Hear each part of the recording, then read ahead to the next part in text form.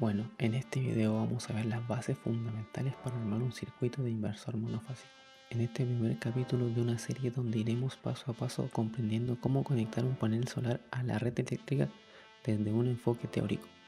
En los próximos videos exploraremos la señal moduladora y la portadora, además de incluir videos extra como la transformada de Park y Clark. Luego construiremos un inversor trifásico y finalmente veremos cómo se realiza la conexión de un panel solar a la red.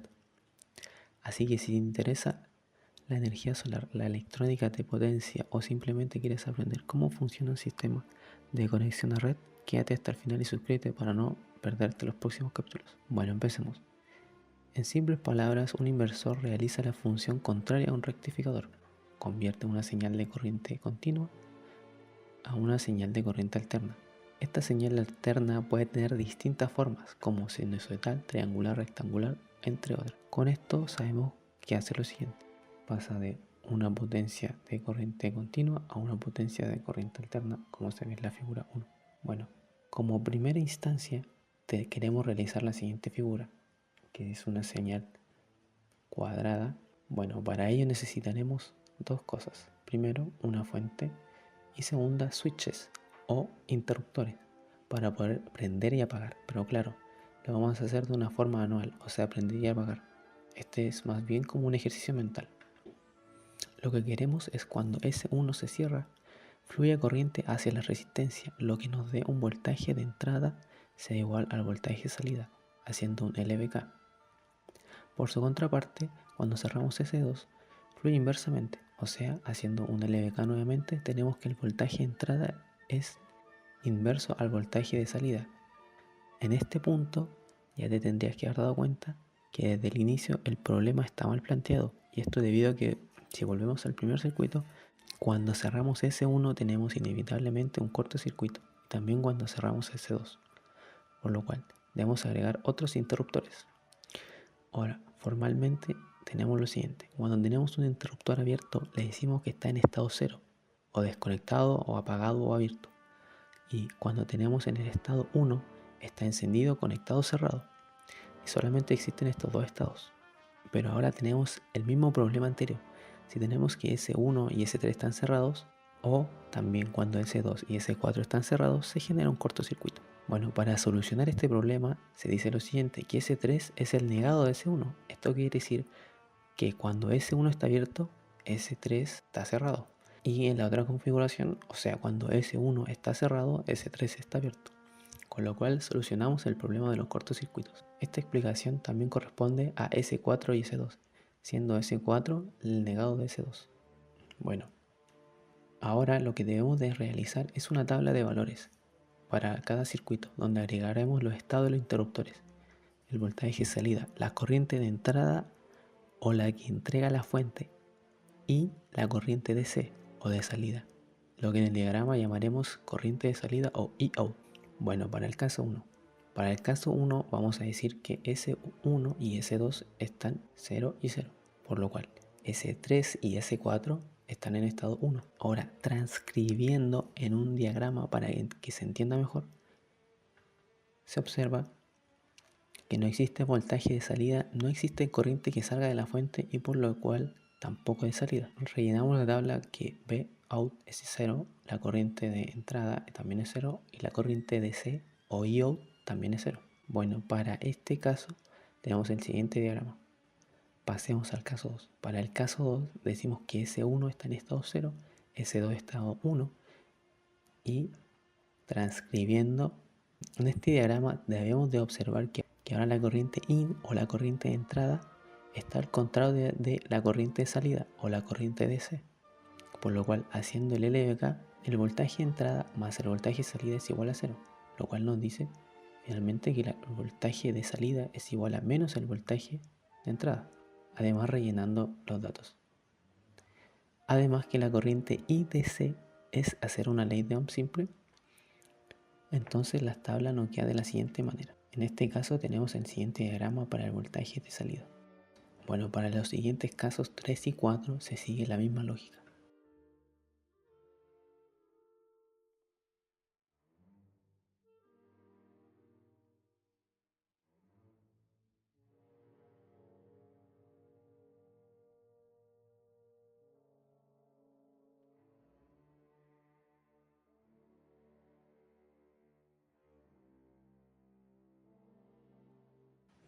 Bueno, esta ecuación rige a este circuito. El voltaje de salida es igual al voltaje de entrada multiplicado por el switch 1 menos el switch 2, dependiendo de los estados en el cual se encuentre. Y finalmente la gráfica queda así. Bueno, la simulación en PSIM. Bueno, este es el diagrama que vamos a utilizar para poder realizar la simulación en el PSIM. Bueno, ahora debemos de ver los componentes nuevos que están.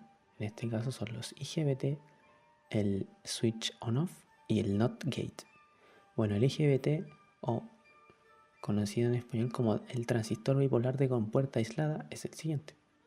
Bueno, ¿qué es un IGBT? El IGBT es un dispositivo semiconductor que combina las características de un transistor bipolar de alta capacidad de corriente y un MOSFET, el cual controla el voltaje de entrada en la compuerta o el gate.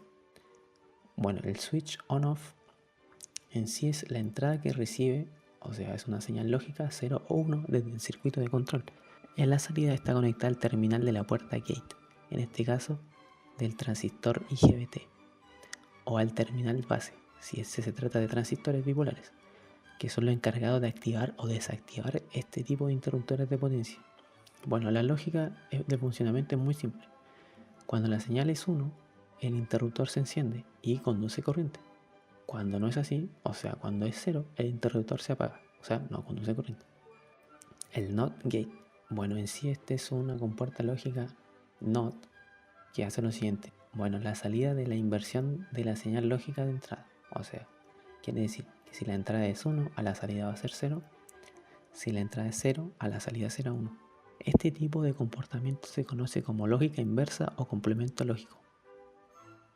Vamos a realizar el ejemplo 1 y 2 nuevamente, pero esta vez viendo el simulador.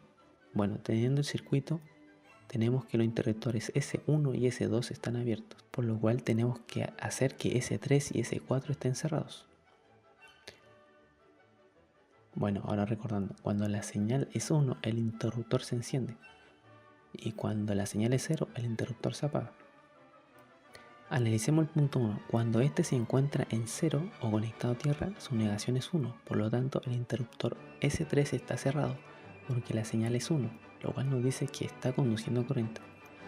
Y observando el punto 2, se nota que S1 está abierto debido a que recibe una señal de lógica 0 o tierra, por lo que el IGBT correspondiente permanece abierto. La misma lógica se aplica para la rama 2, lo que incluye el S4 y el S2. Los valores de la simulación son prácticamente 0, lo cual concuerda con la tabla. Para el ejemplo 2, en este caso tenemos que S1 está cerrado y S2 está abierto. Para poder abrir el circuito tenemos que agregar una fuente de voltaje en la rama 2. En este punto sabemos que al hacer esto, en la parte de la negación tenemos que sería 0, por lo cual este se abre y se cierra S2. En este caso de la rama 1 se sigue el ejemplo anterior. Ahora, viendo las ecuaciones de I de C, sabemos que el voltaje de entrada es menos 100 y la resistencia es de 10, por lo cual nos queda que es menos 10 A. Y ahora comparando los resultados con el simulador, observamos que es 9.9999, lo cual es casi 10. Bueno, para el ejemplo 3 y 4 es lo siguiente.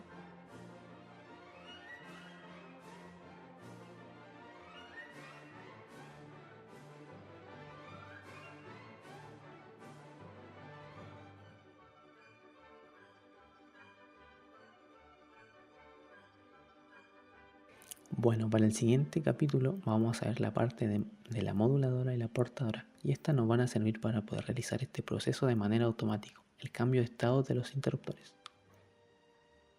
Bueno, suscríbete amigo y muchas gracias por ver.